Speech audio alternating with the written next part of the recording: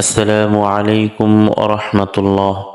প্রিয় বন্ধুরা, আজকে আমি আপনাদেরকে কোরআনে পাকের এমন একটি পাওয়ারফুল সূরা শোনাতে যাচ্ছি, যে সূরাটি একবার মাত্র শোনার দ্বারা 24 ঘন্টার মধ্যে একটি সুসংবাদ পাবেন। আপনার মনের সকল আশা আকাঙ্ক্ষা পূরণ হবে। এই সূরাটি শুনতে শুনতে আপনি মনে মনে যা ভাববেন তাই পাবেন ইনশাল্লাহ। মনের মধ্যে যে উদ্দেশ্য নিয়ে এই সূরাটি শুনবেন, ওই উদ্দেশ্যটি পূরণ হবে ইনশাল্লাহ। এটি কোরআনের পাকের ওই সূরা, যে সূরাটি শোনার দ্বারা আপনার জীবনের দুঃখ কষ্ট দূর হয়ে যাবে, সকল প্রকার বিপদ আপদ থেকে রক্ষা পাবেন। শুধুমাত্র শর্ত হলো এই সূরাটি সম্পূর্ণ শুনতে হবে। অর্ধেক শুনে চলে গেলে মনের আশা পূরণ হবে না। এই সূরাটি প্রথম থেকে শেষ পর্যন্ত মনোযোগ দিয়ে শুনতে হবে। যদি অর্ধেক শুনে চলে যান তাহলে কাজ হবে না। আল্লাহর কাছে দোয়া করি, যারা এই সূরাটি শোনার জন্য অধিক আগ্রহে বসে আছে, আপনি তাদের মনের সকল আশা আকাঙ্ক্ষা পূরণ করুন, আমিন। কমেন্ট বক্সে আমিন লিখে আপনিও দোয়াতে শরীক থাকুন, কেননা কে জানে কার দোয়া কখন কবুল হয়। চলুন সূরাটি শুনে নেওয়া যাক। أعوذ بالله من الشيطان الرجيم. بسم الله الرحمن الرحيم.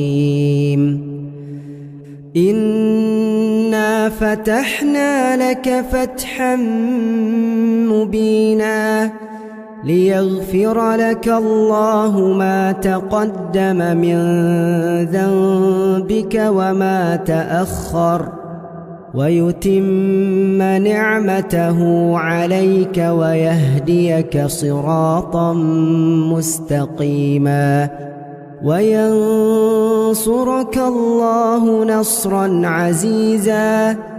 هو الذي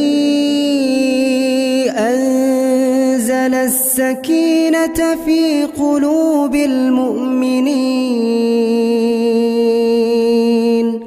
ليزدادوا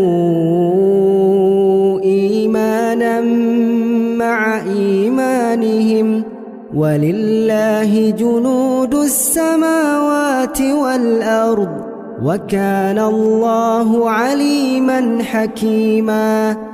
ليدخل المؤمنين والمؤمنات جنات تجري من تحتها الأنهار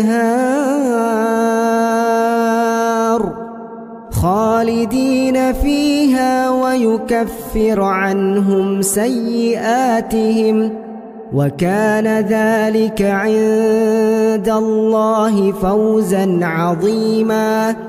ويعذب المنافقين والمنافقات والمشركين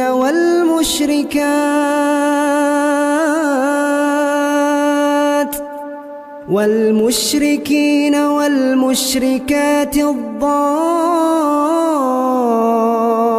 الظانين بالله ظن السوء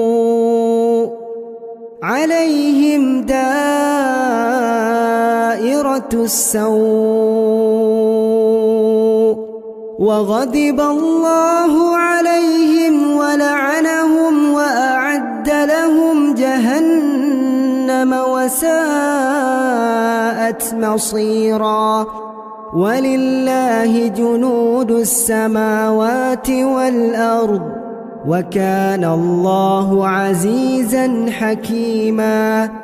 إنا أرسلناك شاهدا ومبشرا ونذيرا لتؤمنوا بالله ورسوله وتعزروه